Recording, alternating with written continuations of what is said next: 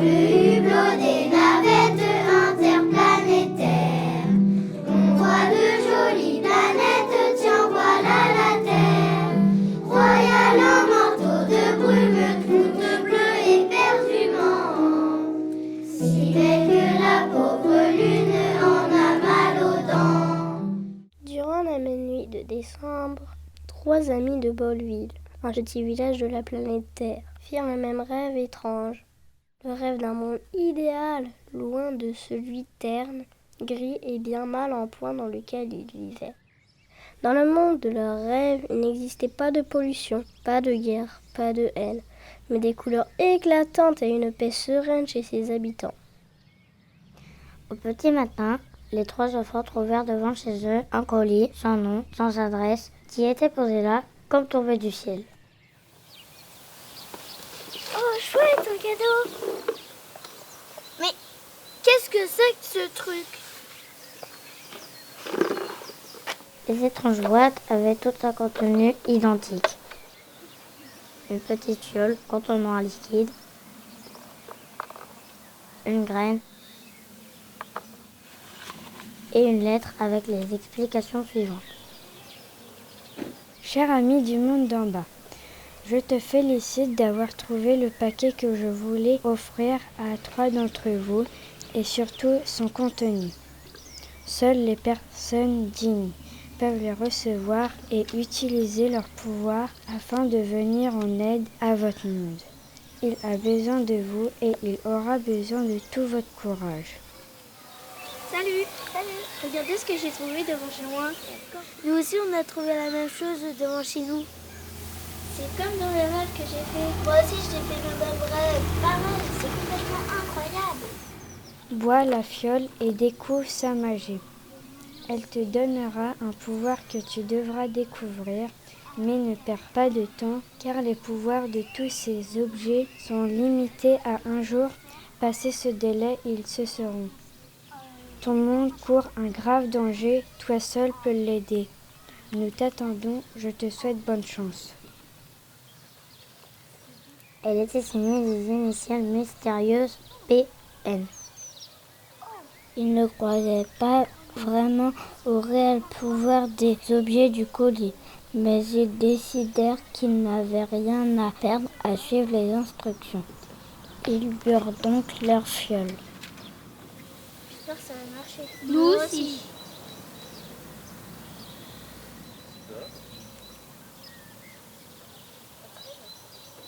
Lana se mit à courir. Elle se déplaçait si vite que les 2 autres la voyaient à peine. Wow, ça a trop bien marché. Bon, ouais, je vais essayer. Mélina passa à travers un mur comme s'il était fait de fumée. Une voix passemerie. Quant à Maxence, Vous avez quelque chose? il pouvait lire dans les pensées des 2 autres. C'est bon, je suis pas idiot.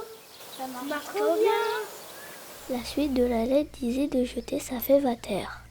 Lorsqu'ils virent 1, puis 2, puis 3 arcs-en-ciel gigantesques partis vers le ciel, se perdant dans les nuages. Ils savaient que ce n'était que le début de cette aventure complètement folle. Grâce à sa super vitesse, Lana est la première à atteindre l'extrémité de son arc-en-ciel. Elle y découvre le monde qu'elle avait vu dans son rêve. Elle n'en revenait pas après avoir marché sur un arc-en-ciel. Elle marchait maintenant sur un nuage. Sur ce nuage s'étendait un verger à perte de vue. Des gens en habits colorés cueillaient en parlant à des animaux, et les animaux leur répondaient. Ils cueillaient des bonbons de toutes sortes, mais quelqu'un s'approchait. Ça va? Qu'est-ce qui t'arrive? T'es un dinosaure, c'est très dangereux. Mais non, t'inquiète pas, il est très gentil. Il n'y a pas d'animaux dangereux ici. Je m'appelle Sianato et je te présente mes amis. Moi, je m'appelle Lalo. Moi, je m'appelle Louli. Moi, c'est Omechi. Et moi, c'est Riello. Et toi, comment tu t'appelles? Moi, je m'appelle Lana. Mais je suis où? Et vous êtes qui? T'es drôlement habillée. Tu poses de drôles de questions. Lorsqu'elle leur expliqua qu'elle venait du monde d'en bas, L'ange répondit qu'elle devait absolument le suivre car quelqu'un voulait la rencontrer. Ils vont être contents. Il voulait vraiment te rencontrer. Lorsque la seconde fille atteignit à son tour l'extrémité de l'arc-en-ciel, après avoir prudemment testé la résistance du nuage, elle s'approcha d'une sorte d'usine, sur la porte duquel l'écriteau « Défense d'entrée » était collé, ainsi qu'une tête de mort. Les portes avec un gros panneau qui interdit l'entrée sont rarement ouvertes, mais lorsqu'on a le pouvoir de traverser les murs, cela n'est pas un problème. Qu'est-ce que c'est tout ce bazar? L'usine était remplie de machines étranges. Des tuyaux partaient dans tous les sens et semblaient transpercer les nuages de part en part. Chaque machine disposait d'un robinet et comme elle avait très soif, elle l'ouvrit et but un peu d'eau. Elle se sentit immédiatement envahie d'un bonheur plus intense que tout ce qu'elle n'avait jamais éprouvé auparavant. Elle est incroyable cette eau!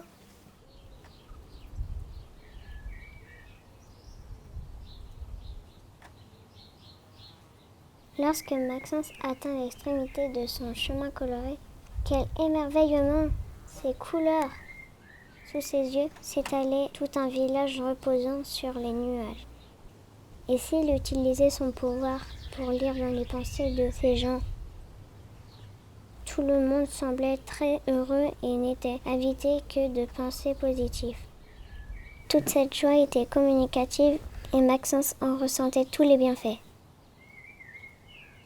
La pensée de deux enfants de son âge attira soudain son attention. J'espère que les paquets que j'ai envoyés en bas seront trouvés.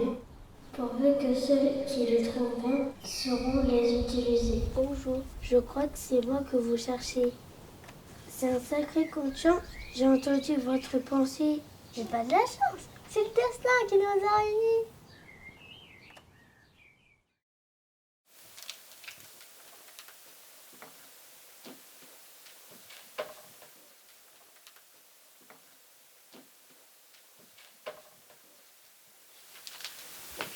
Je vous amène des personnes du monde d'Ava que j'ai trouvées.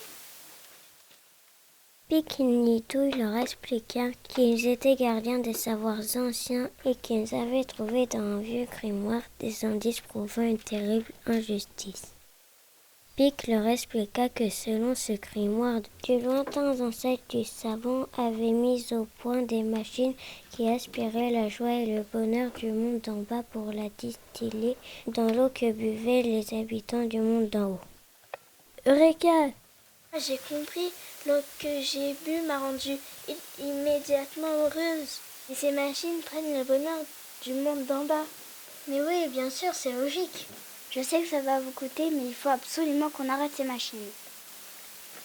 Avec ma super vitesse, je peux presque tous les éteindre en quelques secondes. Aussitôt dit, aussitôt fait. Toutes les machines furent stoppées avant la fin des 24 heures.